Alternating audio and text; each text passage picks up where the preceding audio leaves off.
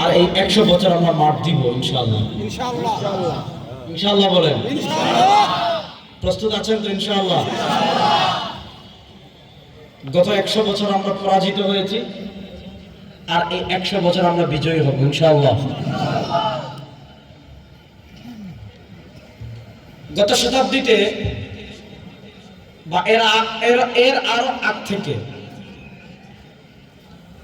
সবচেয়ে বড় যে ক্ষতি করা হয়েছে, সবচেয়ে বড় সংকটের জায়গা যেটা তৈরি করা হয়েছে, সেটা হলো আমাদের পরিচয় ভুলিয়ে দেওয়া হয়েছে।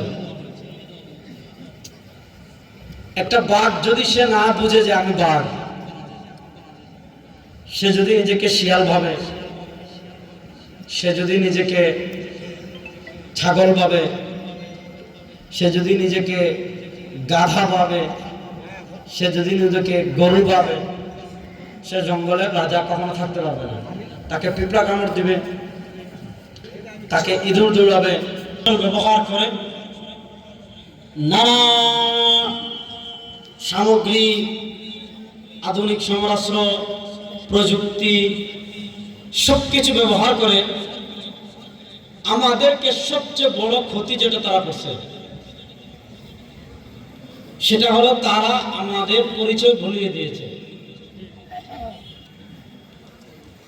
দেখেন, ইসলাম বিরোধী শক্তি যারা আছে, ইসলাম বিরোধী শক্তির সাথে আমাদের যুদ্ধ হয় দুই প্রকারের। এক প্রকারের যুদ্ধ হয় তরবারির যুদ্ধ। তরবারির যুদ্ধ, অস্ত্রের যুদ্ধ এখনো চলছে। হযরত ঈসা আলাইহিস সালাম আসার পরে চূড়ান্ত যুদ্ধ পর্যন্ত ইহুদি, খ্রিস্টান, বেঈমান, মুশরিক, তাগুত, কাফের, জালেম, অত্যাচারী, স্বৈরাচারী, আধিপত্যবাদী সকল শক্তির বিরুদ্ধে জিহাদ যুদ্ধ চলবে ইনশাআল্লাহ। ইনশাআল্লাহ বলেন না? আমি বলেছিলাম এই শতাব্দীতে মুসলমানরা সবচেয়ে বিক্ষিপ্ত। মুসলমানদের কেন্দ্রীয় কোনো শক্তি নেই, মুসলমানদের কোনো খিলাফা নাই, মুসলমানদের পক্ষে কথা বলার মতো জাতিসংঘ নাই, মুসলমানদের পক্ষে দাঁড়ানোর মতো কেউ নাই। এই শতাব্দীতে এসেও যখন মুসলমানরা সব দিক থেকে কোণঠাসা,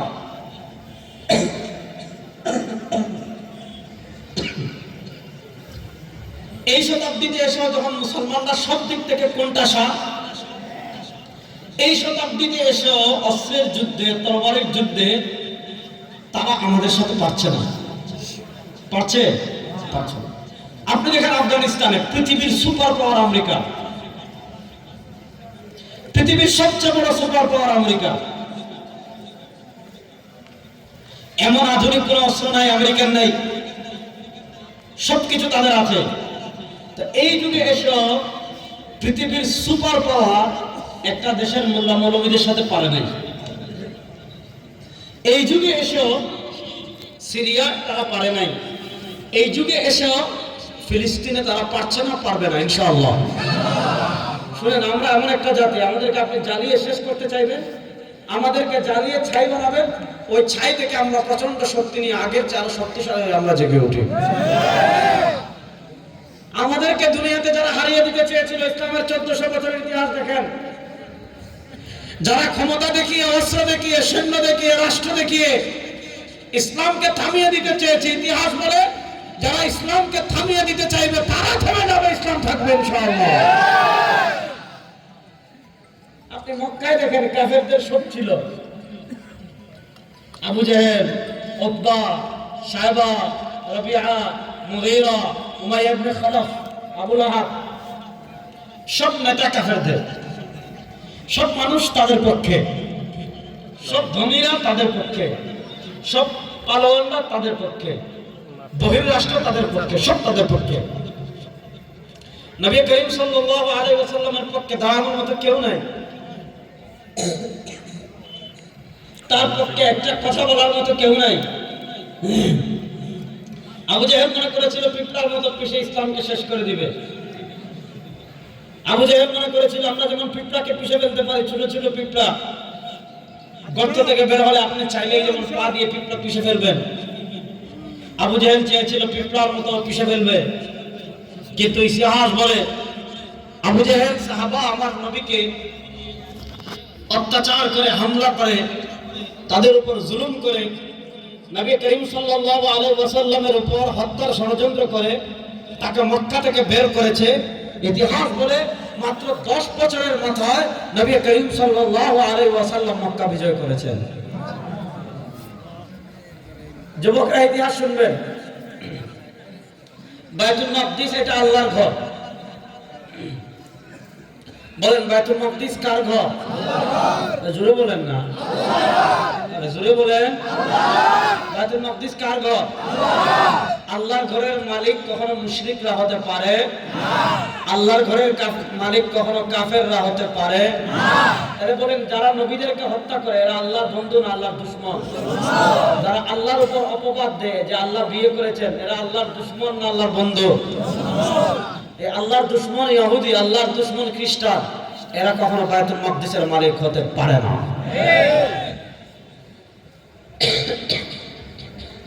হযরত ওমর ইবনুল খাত্তাব রাদিয়াল্লাহু তাআলার যুগে, একটু লাল চা দিয়ে, আমি খুবই ক্লান্ত এবং খুবই অসুস্থ। হযরত আবু উবাইদা ইবনুল জাররাহ রাদিয়াল্লাহু তাআলার যুগে মুসলমানরা বাইতুল মাকদিস বিজয় করেছে। কার যুগে? ওমর রাদিয়াল্লাহু তাআলার যুগে। বলেন কার যুগে? সবাই বলেন কার যুগে?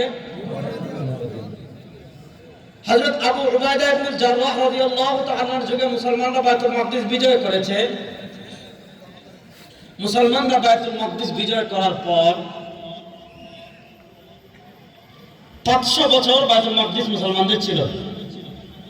কয়শো বছর? 500 বছর। 500 বছর পর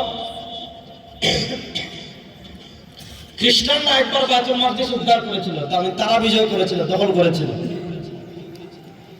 খ্রিস্টানরা বাইতুল মাকদিস দখল করে রেখেছিল 90 বছর।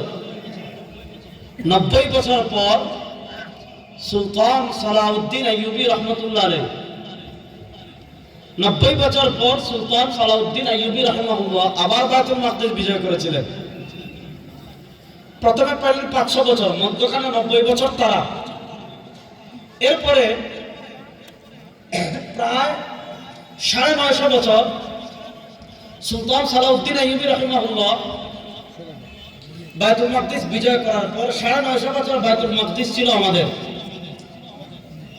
1948 সাল পর্যন্ত। আপনারা জানেন 1948 সালে অবৈধ ইসরায়েল রাষ্ট্রের জন্ম হলো। অবৈধ ইসরায়েল রাষ্ট্রের জন্মের পর তারা বাইতুল মাকদিস দখল করলো, আসকালান দখল করলো, ইরাক দখল করলো, বাবেল দখল করলো। এগুলা সব মুসলমানদের ভূমি। পুরা ইসরায়েলি রাষ্ট্রটাই জারজ, পুরা ইসরায়েলি রাষ্ট্রটাই অবৈধ।